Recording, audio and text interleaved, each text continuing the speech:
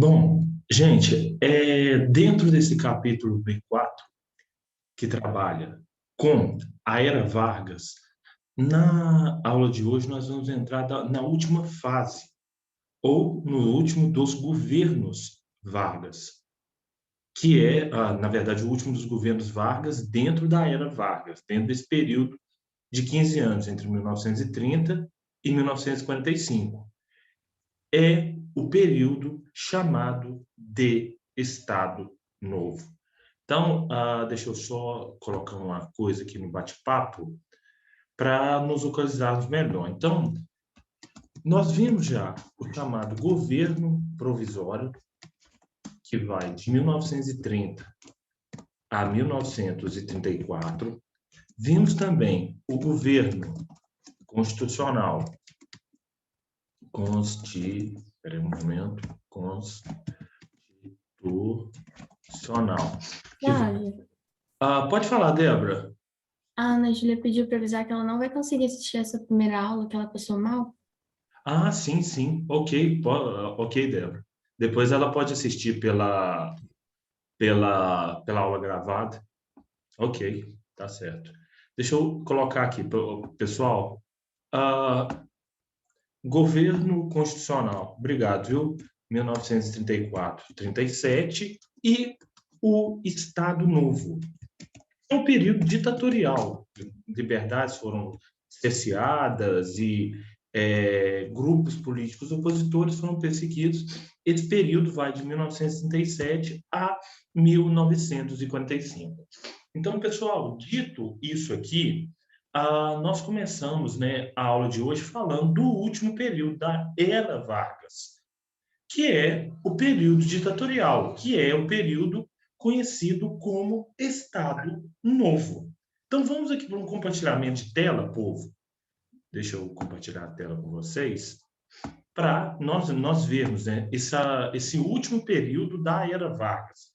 Lembrando, gente, no final tem quase que uma profecia de Vargas, não a profecia do passado, mas quando ele sai do governo em 1945, ele ainda disse: retornarei, e retornarei nos braços do povo.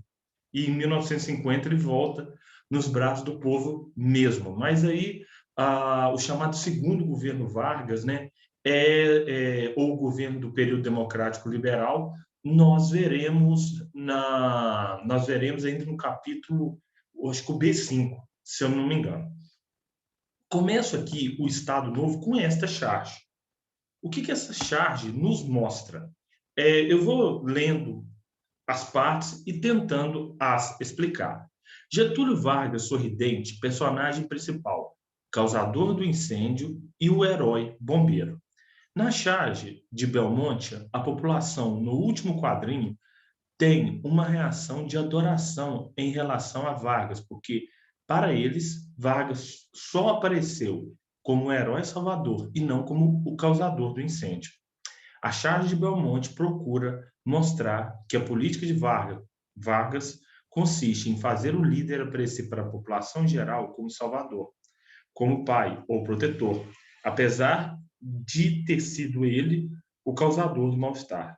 Este fato, porém, a população ignora. Esta é uma crítica política populista de Vargas durante os anos 1930 e 1940. Bom, a gente tem aqui, né, um plano de incêndio arquitetado no qual o Vargas está com um papel na mão. Ele vai com esse plano debaixo do braço, joga o fogo no lugar, o lugar começa a pegar fogo, aí as pessoas começam a se desesperar, e ele vem como o destruidor, né, o bombeiro para terminar com o incêndio. E aí, como eu já li na própria legenda mesmo, o que nós temos aqui, né, é o próprio Vargas sendo o causador do incêndio, mas ele só aparece para a população como o salvador.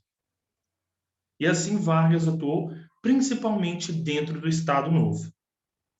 Meninos, na aula passada, na aula de ontem, nós trabalhamos lá com o governo constitucional. Foi até bom o Eduardo entrar, que eu lembro do Eduardo me perguntando sobre fake news, da era Vargas, e nós vamos entrar nisso hoje. Voltando aqui, nós trabalhamos com o governo constitucional. Vargas foi eleito indiretamente. Foi votada uma nova Constituição, e essa Constituição determinava que a primeira eleição, depois dela pronta, seria indireta, ou seja, Vargas foi escolhido pelos deputados que formavam a Assembleia Constituinte.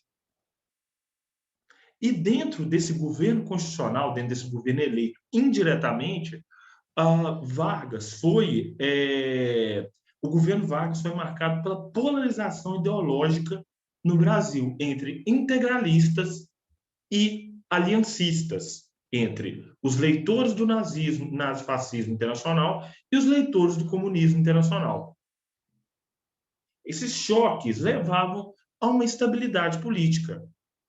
E o próprio Vargas, né, veio dizer, quando a Constituição ficou pronta, serei o primeiro revisor da Constituição. O que ele queria dizer com a Constituição de 1934? Não gostei, não. Para piorar, tivemos lá a intentona comunista. A tentativa dos comunistas tomarem o poder a partir de um golpe que surgia dos quartéis do Rio Grande do Norte, de Pernambuco e do Rio de Janeiro. Essa tentativa foi fracassada, mas ela deixou o Estado brasileiro ainda mais tenso. E para arrematar o autogolpe, porque Getúlio Vargas deu um golpe nele mesmo, nós temos o Plano Cohen. Eduardo, eu lembro de você me perguntando sobre essa fake news. E o que foi o Plano Cohen? Antes de chegar no Plano Cohen, né, nós temos planos de Vargas para se manter no poder, articulações eleitorais para 1938. Sendo assim, né, as eleições, todo ano eleitoral no Brasil, desde a proclamação da República, ele é marcado por uma agitação anterior ao próprio ano eleitoral. E Vargas dava sinais de um desejo de permanecer no poder. Naquele momento, ele tem apoio de militares a um autogolpe e descoberta do Plano Cohen. O que foi o Plano Cohen? Suposto plano que descrevia uma conspiração comunista para a tomada de poder. Então, foi escrito pelo então tenente Olímpio Mourão Filho,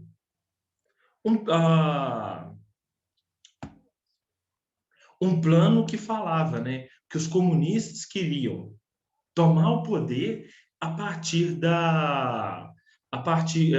e uma vez no poder, incendiar igrejas, acabarem com instituições religiosas e de qualquer ordem que não servisse ao Partido Comunista. Então, né, esse plano é lançado para a imprensa e todo mundo fica comovido, fala assim, nossa, os comunistas querem tomar o poder, os comunistas querem tomar o poder. Meninos, esse plano nunca existiu. A veracidade do plano era zero. Foi um plano forjado. Para quê? Para Vargas tomar o poder. Na verdade, não tomar, ele já estava no poder há 7 anos, mas para ele se perpetuar no poder.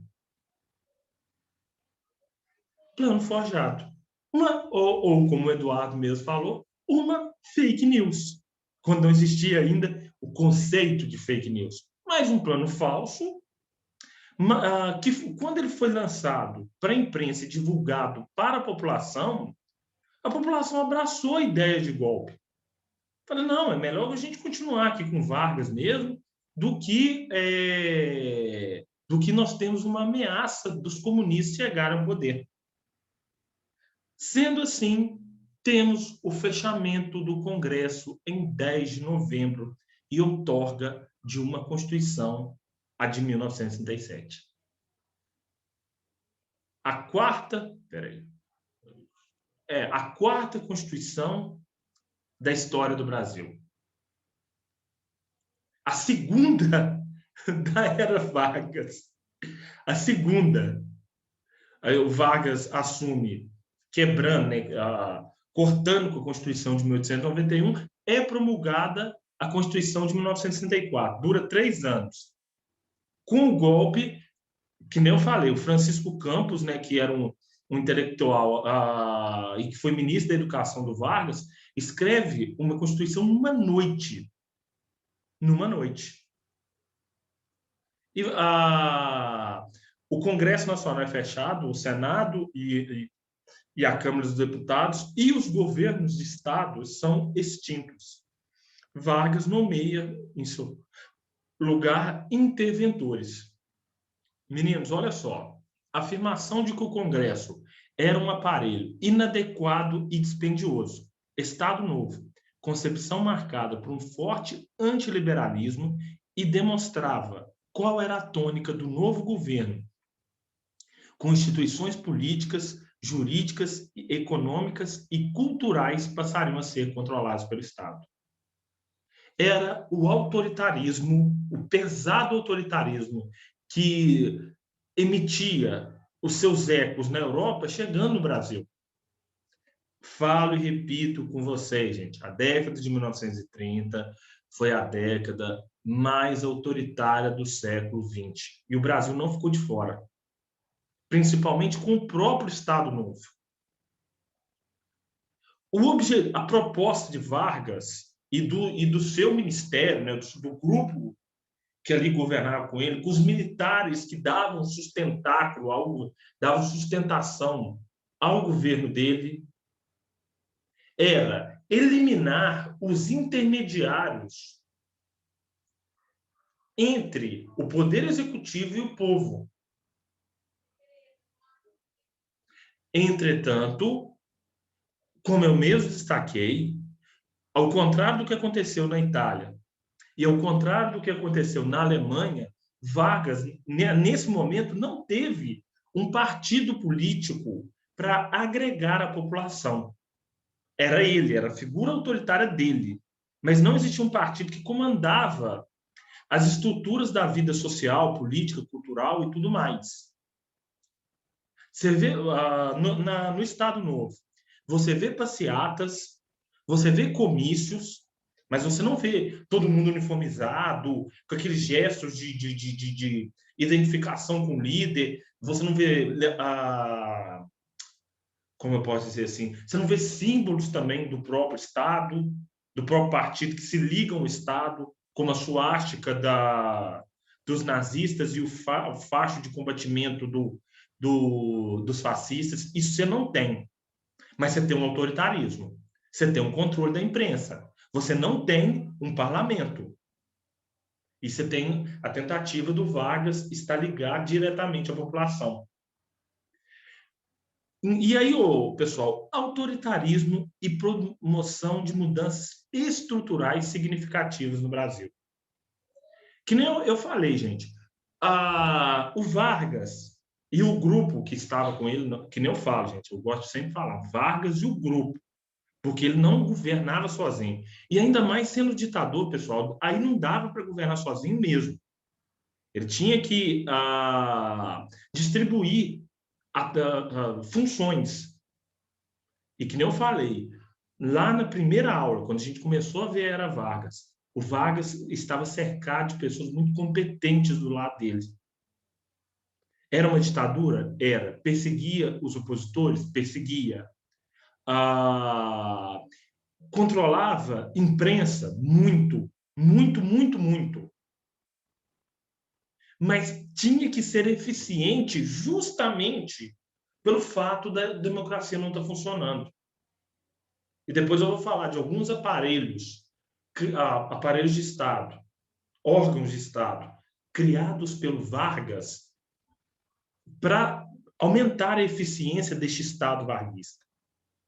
Vamos lá. Então, a gente tem aqui a definição de Estado Novo, né? Inspirado muito em muitas coisas que ocorriam na Itália. Constituição elaborada por Francisco Campos e apelidada de A Polaca, devido às nítidas influências da Constituição fascista da Polônia. Aí nós temos, né, na página 105, eu não estou com minha apostila aqui agora, gente, e eu não vou mostrar minha bagunça aqui para vocês, para eu achar a apostila, vai ser uma coisa difícil, que aqui tem tanta coisa, de tanto lugar que fica complicado, tá bom? Mas vamos continuar aqui pelo seguinte, né? Inspirada na Constituição da Polônia, inspirada na Carta del Lavoro, que era a Constituição editada na Itália pelo Mussolini. Então, ela, como eu mesmo acabei de falar aqui, ela tinha inspiração em governos autoritários europeus. A Polônia, né, de viés autoritário naquele momento, o país invadido pela Alemanha, que deu justamente o início à Segunda Guerra Mundial. E outro ponto também, ela foi chamada de A Polaca, porque assim eram chamadas as prostitutas de São Paulo. Volto a repetir, gente. Polacas era o nome dado às prostitutas de São Paulo. A Constituição prostituta, porque ela se entrega para Vargas. Ela se entrega de um jeito que eu não preciso falar aqui, porque eu estou sendo gravado e chegando na casa de vocês. Mas entendedores entenderão, tá bom? Bom, daquele jeito mesmo. Governo ditatorial que durou 7 anos sem que seus atos fossem examinados pela justiça. E nem poderiam, gente. Por quê? Porque a justiça, o poder executivo e o poder, no caso, o poder legislativo e o poder judiciário foram fechados durante essa era Vargas. Órgãos de imprensa foram controlados durante essa era Vargas. É o autoritarismo. Instituições paralisadas, o governo executivo faz aquilo que bem entender. E alguns grupos que apoiaram o Estado Novo, como os próprios integralistas, uma vez que a justificativa para o autogolpe de Vargas em 1937 era varrer a ameaça comunista do governo, vão ficar também à margem do governo. Então, né, como está escrito no terceiro ponto, manutenção dos integralistas à margem do governo. Sendo assim, os próprios integralistas também tentam dar um golpe para destituir Vargas, que ficou conhecido ali como intentona integralista. Marcha de insurgentes desesperados por tomar o poder e derrotados pelos varguistas. A intentona integralista não teve a mesma repercussão da intentona comunista, mas os líderes também foram presos. O Plínio Salgado, que era o líder do integralismo no Brasil, se exilou em Portugal. E alguns que participaram dessa intentona também foram presos até 1945. Com a mudança de governo e constituição, acabaram por ser anistiados, perdoados. Bom, como eu mesmo falei, o poder judiciário não está funcionando. O poder legislativo, Câmara, Senado, assembleias estaduais, está fechado. Como Vargas, então, pretendia governar? Como eu mesmo falei, criando um canal direto com a população. E naquele momento foram criados 2 aqui que deram sustentáculo ao governo para funcionar. O primeiro deles é o DASP, que é a sigla para Departamento Administrativo do Serviço Público. E o segundo é o DIP, Departamento de Imprensa e Propaganda. O primeiro, gente, como funcionava o DASP? Eu vou dar um exemplo aqui. Vargas foi o primeiro governante a instituir concurso público, né? Ainda dentro da era Vargas, ele institui para ocupação, não de todos os cargos, mas de determinados cargos, era concurso. Não de todos, que nem eu falei. O Brasil transitou entre concurso público e indicação até a Constituição de 1988, para você ter uma ideia. A Constituição de 1988 que bateu, falou assim, ó, ocupar cargo público como professor, um monte de coisa aí, concurso. Passou no concurso, você tem estabilidade. E o DASP, gente, visava a dar um melhor funcionamento para o Estado. Eu vou dar um exemplo prático. Suponhamos que eu fiz um concurso aqui em Minas Gerais para professor e passei nesse concurso. Eu mandava uma carta, falava assim, caro presidente, venho por meio dessa carta reivindicar a minha nomeação para o concurso público, número tal, para a vaga de professor de ensino básico, no cargo de história, pois uma vez que fui aprovado, tenho direito e blá, blá, blá. E, menino, segundo um texto que eu li de um historiador chamado Jorge Ferreira, todas as cartas que chegavam para o DASP, elas eram lidas. O DASP falava, né, que o próprio Getúlio Vargas lia as cartas, o que era bem mentiroso, né? Mas uma outra falava que lia para falar que estava ali aumentando a eficiência da burocracia estatal. Mas o DASP, sim, os membros do DASP liam a carta, carimbavam e te retornavam. E suponhamos, gente, eu fiz esse pedido para o DASP, para tomar posse no concurso. O DASP me retornava e o mais incrível, com pouco tempo eu estava empossado.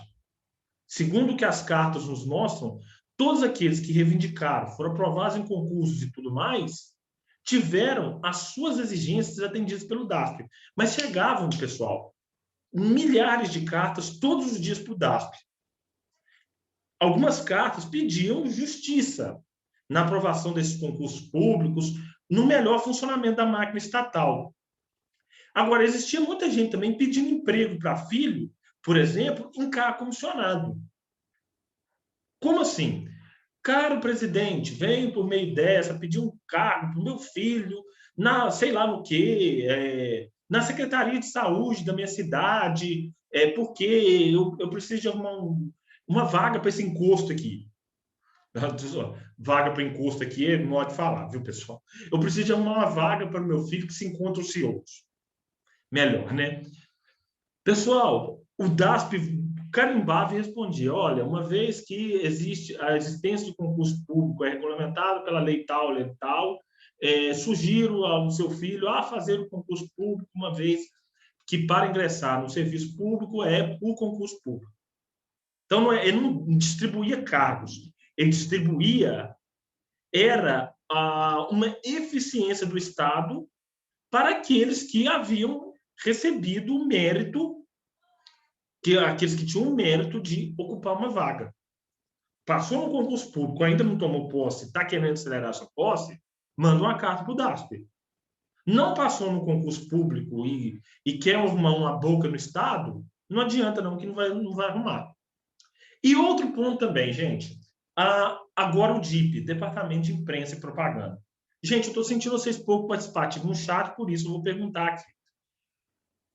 Meninos, por favor, vamos participar no chat aqui.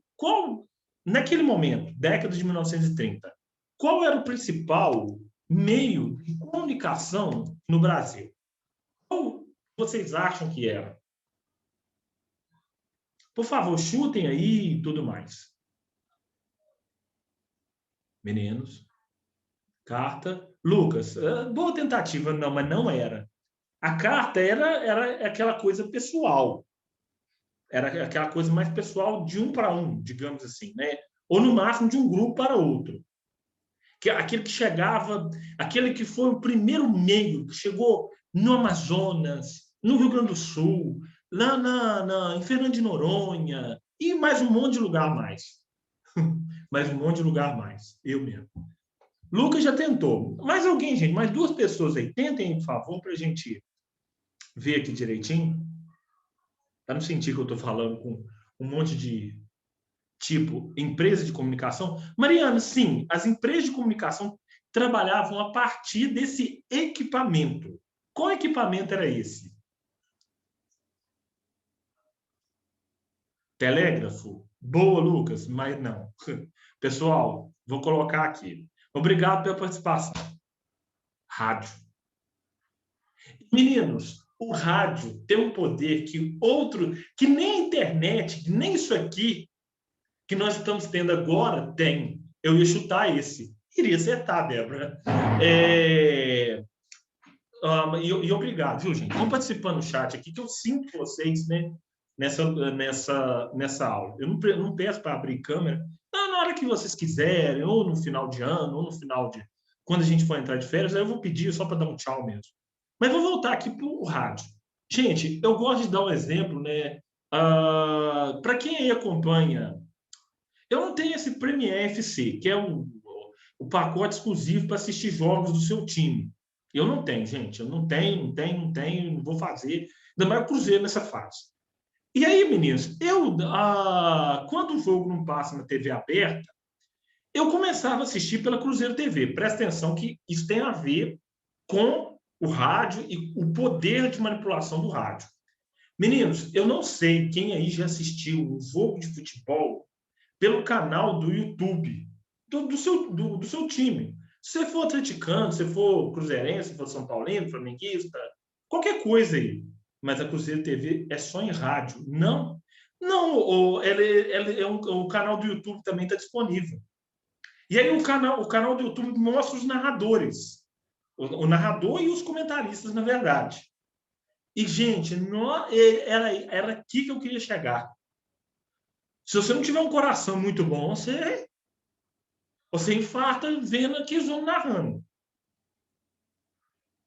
O canal do YouTube também transmite os jogos do Cruzeiro. E, meu Deus do céu, mandou no pacote, começa a gritar de um jeito que nem eu falei. Eu falei, não vou parar de ver, porque o Cruzeiro é essa frase. Time ruim pra caramba. Eu assistindo com esses caras no rádio, eu não vou aguentar isso, não. Mas por quê? Você não vendo a partida, mas a partir de um narrador, aquilo mexe com o seu ouvido e com a sua imaginação de um jeito diferenciado de que se você estivesse vendo imagens. É o poder do rádio. Nenhum outro órgão vai ter esse poder dentro da história, de mexer com a imaginação, tanto quanto o rádio teve. Nenhum. Dentro da história, eu creio que nenhum. Que nem eu falei, não é eficiência, é mexer com a imaginação. Uma hora faça um teste, meninos. É que nem vocês mesmos. Se vocês começarem a falar aqui, pessoal, por mais que vocês tenham colocado a foto de vocês aparecido na gravação do primeiro dia de aula, foi lá no primeiro dia. Se eu ver na rua, eu vou reconhecer a Ana Júlia, vou reconhecer a Débora, vou reconhecer... Acho que o João Otávio, porque já era... eu lembro de ver ele, o filho da Adriana, e mais ninguém. Flávio, credo. Eu falei assim, oi, gente, mas... Vocês me veem todas as quintas e sextas. Estou aqui, câmerazinha ligada. Mas eu não vejo vocês. E aí, só por foto, quando manda lá no WhatsApp e tudo mais. E o Ademar também. Mas demais. E não é por maldade da minha parte, é porque eu não estou vendo. E aí eu posso imaginar vocês de um jeito e encontrar vocês de outro. E assim o rádio trabalhava, gente. E, que nem eu falei, o rádio foi o primeiro meio de comunicação no Brasil a chegar a todas as 5 regiões. E o Vargas fez uso intenso do rádio para divulgar o seu governo. Por exemplo, aquele programa no rádio, que é de cadeia nacional, que passa de 7 às 8, chamado A Voz do Brasil, foi criado durante o governo Vargas, durante o Estado Novo, com o objetivo de aproximar Getúlio Vargas da sua população e aproximar o governo dos brasileiros. Agora, lógico, toda a notícia e outras coisas mais, antes de ser divulgada, passava pelas mãos de um censor. Notícias desfavoráveis ao governo, logicamente, eram censuradas. E isso foi trabalhado. A partir de 1944, Vargas deu uma tirada de pé nessa repressão às oposições a ele. Mas até de 1967 a 1944, isso foi repressão forte, dura. Toda estação de rádio, todo... eu falei aqui das estações de rádio, mas os jornais escritos, as revistas, antes de editarem alguma notícia, a notícia passava pela mão do censor. Esse era o DIP. Bom, aqui nós temos, né, duas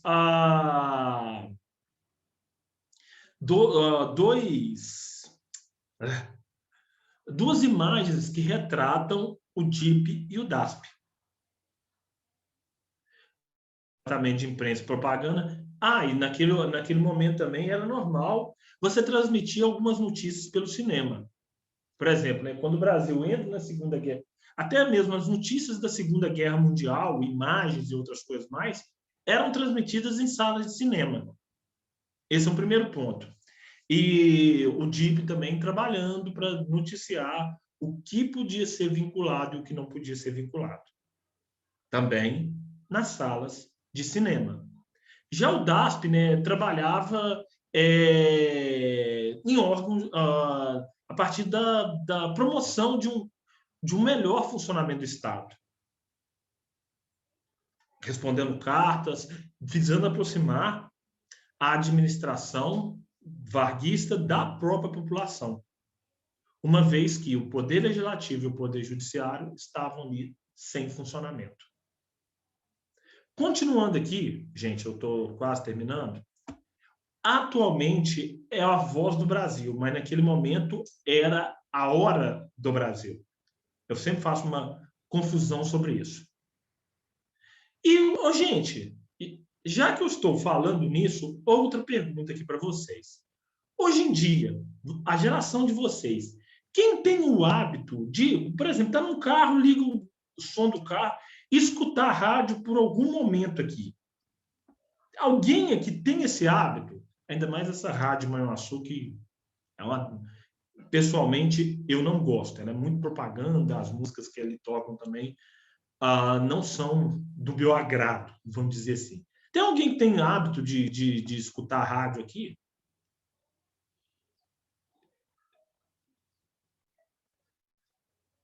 Na minha família, meu pai liga durante a viagem. Ok, Débora. Mais alguém, gente? Durante uma viagemzinha?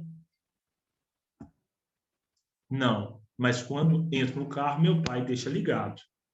Sim. Olha só, é um hábito quando você está dentro do carro. E detalhe, viu? Aí acaba que eu escuto também. De tabela, né, Lucas? Gente, não é porque o serviço da rádio é ruim. Eu falo que não a sua rádio é ruim. Tem algum funcionário, tem alguém aqui que tem um pai que trabalha na Rádio Manhuaçu? Quando eu estou na roça e não tem internet, eu coloco música na rádio. Ok. E no carro também. Ok, Mariana. Então, é mais aquela coisa quando vocês estão dentro do carro, o celular tá fora de área, ou está sem internet, aí o que sobra é o rádio. Meu pai trabalha lá.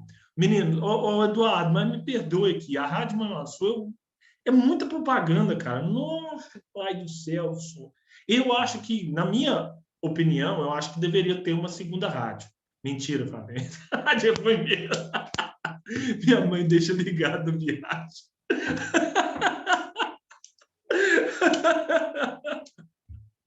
Ai, gente do céu, eu tô rindo aqui das bobeiras do Eduardo.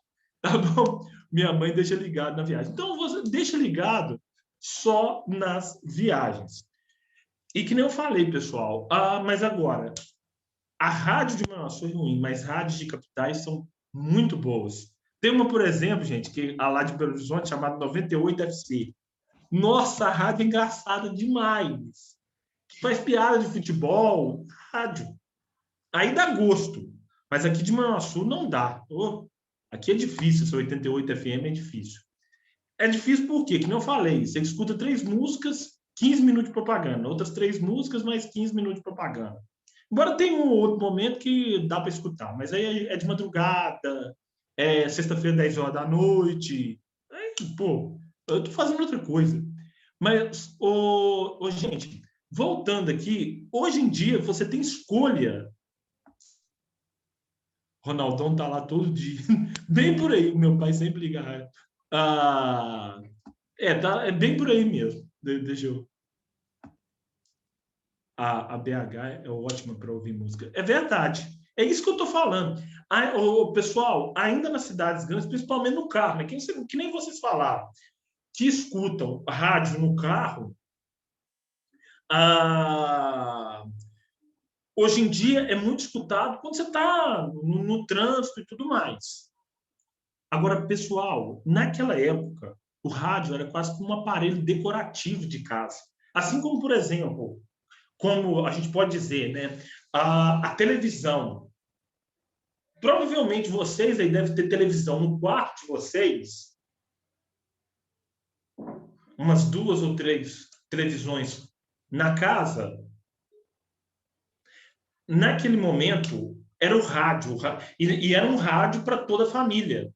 E era comum, ao final da noite, isso aí lá pelas já 7, 8 horas da noite, a família se reunir em torno do rádio para escutar músicas, para escutar programas de calouros, para escutar radionovelas. Então, o rádio era o principal meio de entretenimento do Brasil naquele momento. E o governo soube usar muito bem este principal meio de entretenimento para se aproximar das pessoas. O Silvio Santos, por exemplo, é alguém que começou no rádio. É assim. É assim. Muitas das estruturas que as televisões herdaram, por exemplo, a Globo era rádio. Primeiro ela começa com o jornal o Globo, depois passa para a rádio, depois ela ganha a concessão de televisão, isso lá pelos idos da década de 60. Mas muito da cultura. E muitos artistas, gente, que fizeram sucesso, que estão aí com 80 e tantos, 90 anos, foram artistas que começaram no rádio. A Hebe Camargo, já falecida, começou no rádio. Silvio Santos começou no rádio. E aí depois acabaram por migrar para a televisão. O rádio, até a década de 60 e 70, ainda foi o principal meio de comunicação no Brasil. E sim, você tem, por exemplo, Lucas, para terminar aqui, um dos mais famosos programas radiofônicos